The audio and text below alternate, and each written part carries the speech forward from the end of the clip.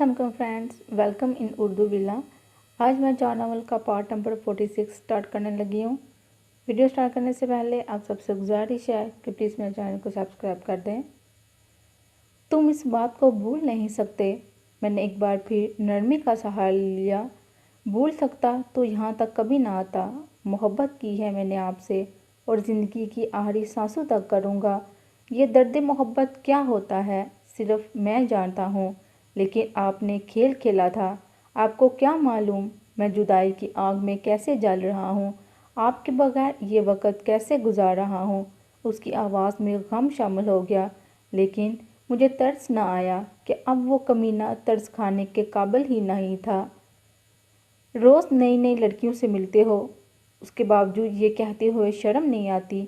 मैंने दांत पीस कर कहा, मिलता हूँ बहुत सारी लड़कियों से, मुझे कब इनकार है इस बात से, लेकिन इसकी ज़िम्मेदार भी तो आप हैं। आपने खुद ही तो कहा था मैं किसी भी औरत को हासिल ना कर सकूँगा, और देख लीजिए मैं हर औरत को हासिल करने के बाद खुद छोड़ देता हूँ, और ये सिलसिला उस वक़्त तक जारी रहेगा जब तक आप मुझे नहीं अपनाती, जब तक आप खुद शादी के लिए रज़ामंद नहीं होती।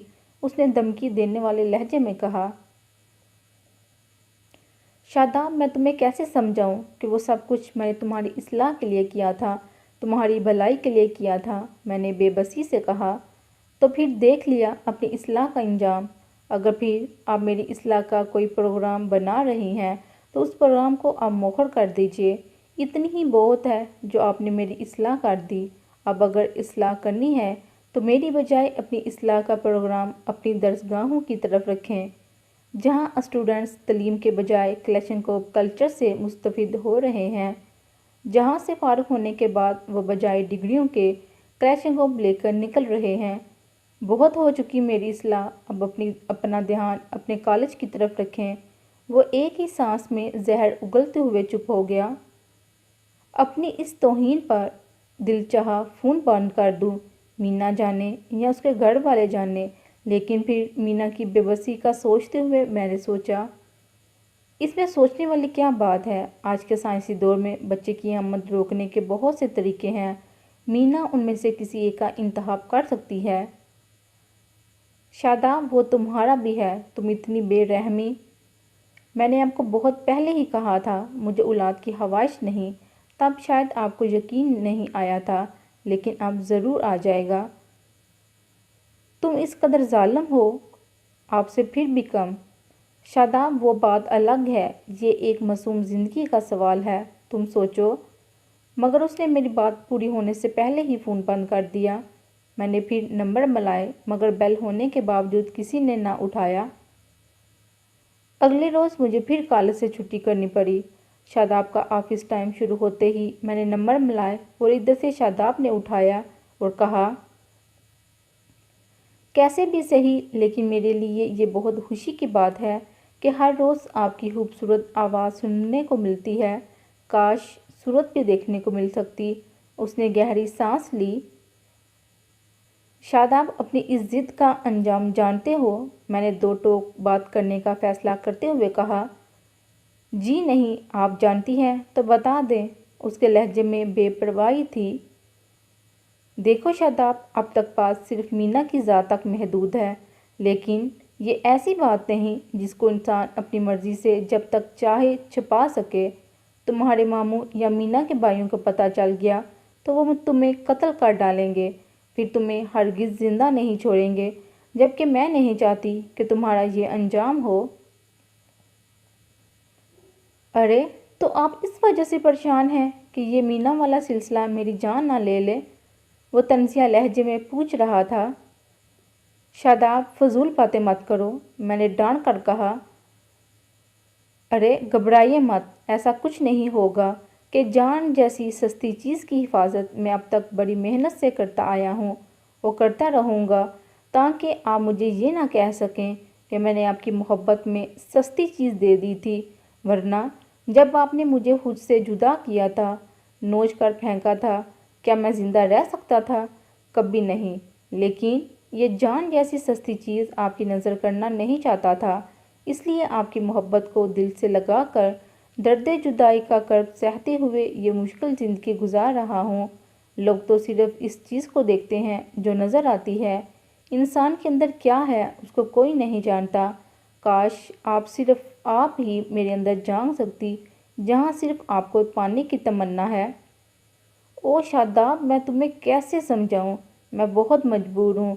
वादा कर चुकी हूँ मीना से, अगर ये वादा पूरा ना हुआ तो सोचो क्या होगा। प्लीज़ मान जाओ, मीना से शादी कर लो। मेरा लहजा भीग गया। अच्छा, कर लेता हूँ मीना से शादी, शादाब ने अचानक कहा। सच्ची? मैंने बेसाहता खुशी से कहा। सच्ची, मैं मीना से शादी कर लूँगा, शादाब ने पूरी संजीदगी से कहा। लेकिन उसके लिए एक शर्त है। क्या? बताओ जल्दी से, मैं तुम्हारी हर शर्त पूरी करने को तैयार हूँ, मैंने बेताबी से कहा। तो ठीक है, आप पहले मुझसे शादी कर लें, बाद में मीना से शादी कर लूँगा। अब मीना से शादी करने का यही एक तरीका है।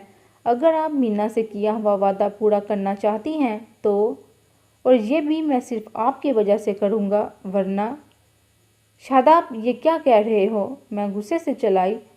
ठीक तो कह रहा हूँ, अगर आप संजीदगी से मेरी बात पर गौर करें। मैं समझ नहीं सका, आखिर आपको इस बात पर इतना गुस्सा क्यों आता है? क्या बिगड़ जाएगा आपका अगर आप शादी कर लेंगी? वैसे भी मज़हब 4 शादियों की इजाज़त देता है, मैं 2 कर लूँगा। लेकिन पहला निकाह मेरा आपसे होगा। पहले आपको मेरे निकाह में आना होगा, फिर आपकी खातिर मैं मीना के बच्चे को अपना नाम, अपनी शनाख्त भी दे दूँगा। उसने संजीदगी से कहा। वो तुम्हारा बच्चा है, मैंने गुस्से से दांत पीसते हुए कहा। ओके, वो मेरा बच्चा है, मैं अपने बच्चे को अपना नाम, अपनी शनाख्त दे दूँगा, अगर आप शादी के लिए तैयार हों तो। शादाब, तुम इस बात को भूल नहीं सकते। ये कहते हुए मुझे अपनी बेबसी का ख्याल आया।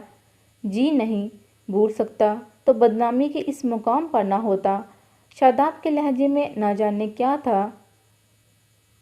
अच्छा ठीक है, मैं तुम्हारी बात मान लूँगी, मैंने कुछ सोचते हुए कहा। सच चाची? तुम, मेरा मतलब है आप? मारे खुशी के शादाब पागल हो गया और मैं हैरान सी रह गई।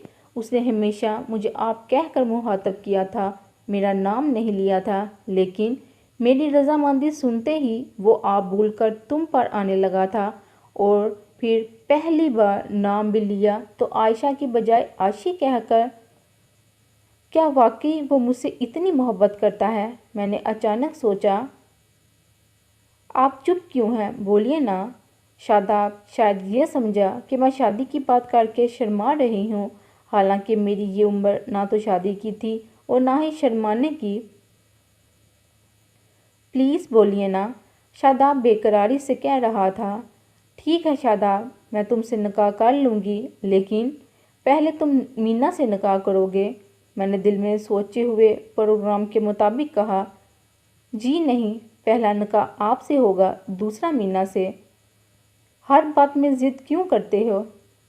क्योंकि आपको अच्छी तरह जान चुका हूँ। ये भी तो हो सकता है जब मैं मीना से शादी कर लूँ तो आप इनकार कर दें, शादाब ने कहा। और ये सच भी था, मेरा प्रोग्राम यही था।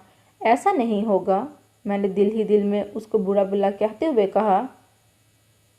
तो फिर पहले निकाह पर एतराज़ कैसा? वो जरा करने वाले अंदाज में पूछ रहा था। तुम्हें दूसरे पर एतराज़ क्यों है? मैंने कुछ गुस्से से कहा। इसलिए कि आपने पहले भी मेरे साथ धोखा किया था। अब मैं आपकी चाल में नहीं आऊँगा। अगर आप चाहती हैं कि मैं मीना से शादी करूं, तो पहले आपको मुझसे शादी करना होगी।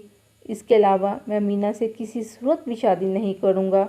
अगर आपको वाकई मीना अजीज़ है तो फिर खूब अच्छी तरह सोच कर बता दीजिएगा। शादाब ने फ़ोन बंद कर दिया और मैं बैठी रह गई। शादाब पर बेहद गुस्सा आ रहा था और ख़ुद पर भी। मीना ने कहा था जल्दी कीजिएगा, अब ज़ाया करने के लिए वक्त नहीं। और जाहिर है ये बात और कितनी देर छुपाई जा सकती थी, ये छुपाने वाली बात ही नहीं थी। मीना कितनी भी कोशिश करती, लेकिन इन दिनों जिस्म की जो साहत बदल जाती है उसकी वजह से लोग खुद समझ सकते हैं। जबकि शादाब लगता नहीं था कि मेरी बात मान जाएगा। مجھے اس پر اس قدر غصہ آ رہا تھا کہ جی چاہتا تھا اسے خود جا کر گولی سے اڑا دوں۔ مینا کے بھائی نہ جانے کب مارتے اس کمینے کو، لیکن میں ابھی مار دینا چاہتی تھی، جو بجائے اپنے اس فعل پر شرمندہ ہونے کے فائدہ اٹھانے کے چکر میں تھا۔ اس کے بعد تو میں روز شاداب کو فون کرتی اور وہ انکار کر دیتا، اور جب میرا اصرار حد سے بڑھا تو اس نے فون اٹھانا ہی چھوڑ دیا۔ چند روز یوں ہی گزر گئے اور شاید میں کچھ روز اور ضائع کرتی کہ اچانک مجھے اطلاع ملی کہ کینیڈا کے لیے میری 26 اپریل کی ٹکٹ اوکے ہو گئی ہے اور مجھے 26 اپریل کی شام 7 بجے کراچی ایئرپورٹ پر موجود ہونا تھا۔ یہ اطلاع ملنے کے بعد میں نے شاداب کو فون کیا اور جب وہ نہ ملا تو کچھ سوچ کر اس کو خط لکھنے کا فیصلہ کیا کہ باقی 6 روز رہ گئے تھے۔ میں نے بغیر تہمید کے لکھا، شاداب، آخری بار تمہیں کہہ رہی ہوں مینا سے شادی کر لو۔ اگر تم نے مینا سے شادی نہ کی تو یاد رکھنا میں جان دے دوں گی، میں خودکشی کر لوں گی۔ میں نے مینا سے وعدہ کیا تھا کہ تم ضرور اس سے شادی کرو گے، لیکن تم انکار کرتے رہے اور اب فون سننا بھی چھوڑ دیا ہے۔ یاد رکھو اگر تم نے 25 اپریل تک مینا سے شادی نہ کی تو 25 اپریل کی رات ٹھیک 12 بجے میں خودکشی کر لوں گی۔ یہ دھمکی نہیں، حقیقت ہے جو میں تمہیں لکھ رہی ہوں۔ اور سنو، ہاتھ پکڑ کر میری طرف بھاگتے مت آنا۔ اگر تم نے یہ غلطی کی تو پھر میں 25 اپریل کی رات کا بھی انتظار نہیں کروں گی، اسی وقت تمہارے سامنے جان دے دوں گی۔ ماضی میں جو ہوا سو ہوا، لیکن اب اگر تمہیں مجھ سے محبت ہے تو مینا سے شادی کر کے 25 اپریل کی رات 12 بجے سے پہلے مجھے اطلاع کرنا۔ اگر تم نے مینا سے شادی نہ کی تو پھر مجھے ہمیشہ کے لیے کھو دو گے۔ ایک بار پھر تاکید کر رہی ہوں، ہاتھ پکڑ کر میری طرف مت آنا۔ خط پوسٹ کرنے کے بعد میں نے سوچا، اب دیکھو وہ میری بات مانتا ہے یا نہیں۔ خیر، مجھے کیا فرق پڑتا ہے، اگر وہ میری بات مان لے گا تو میں 26 کی صبح کراچی روانہ ہو جاؤں گی، اور اگر نہ مانا تو پھر 25 کی رات دنیا سے روانہ ہو جاؤں گی کہ سفر تو میری قسمت میں لکھ دیا گیا ہے۔ اب یہ پتہ نہیں دنیا سے جاؤں گی یا کینیڈا۔ خیر، اب جو بھی ہو، میں نے جانے کی تیاریاں شروع کر دی۔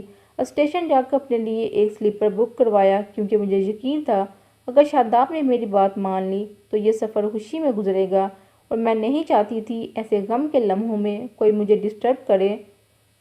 میں نے محکمے کے دفتر سے وفاقی حکومت کی طرف سے آنے والے کاغذات وصول کر کے سنبھال کر رکھ لیے تھے، اور لاہور نازیہ کو اطلاع کر دی تھی کہ میں کینیڈا جا رہی ہوں۔ اس کے علاوہ شادی کے تحفے کے طور پر اپنی گاڑی چھوڑ کر جا رہی ہوں، جسے وہ جب یہاں آئے گی تو لے سکتی ہے۔